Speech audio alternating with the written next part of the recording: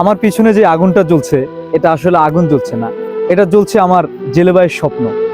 বুক ভরা স্বপ্ন নিয়ে বিভিন্ন এনজিও থেকে লোন নিয়ে কিছুদিন আগেই এই জালগুলি করেছে, বেশি দিন ব্যবহারও করতে পারেনি, আইন অনুযায়ী পুড়ে ফেলছে। কারেন্ট জাল অবৈধ, যদি তাই হয়ে থাকে তাহলে কারেন্ট জালের সবগুলি ফ্যাক্টরি সরকার বন্ধ করে দিক। জালগুলি তৈরি না করলে তো আর ব্যবহার করতে পারে না। তাদের কাছ থেকে সরকার মোটা অঙ্কে ভ্যাট ট্যাক্স নেবে, সে সময় বৈধ। আর যখন আমার জেলে ভাই লোন নিয়ে কিনে যখন ব্যবহার করবে তখন অবৈধ হয়ে যায়। আইন সবার জন্য সমান হতে হবে। টাকাওয়ালার জন্য আইন নাই, সাধারণ মানুষের জন্য আইন, এটা কেমন আইন?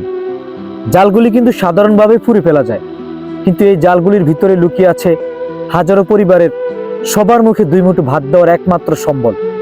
জালগুলি তো পুড়ে ফেলছে, কিন্তু এনজিওগুলি থেকে যে লোন নিয়েছে তা তো পরিশোধ না করে পারবে না। সরকার এই জেলে ভাইদের জন্য তেমন কোনো সুবিধা দেয় না।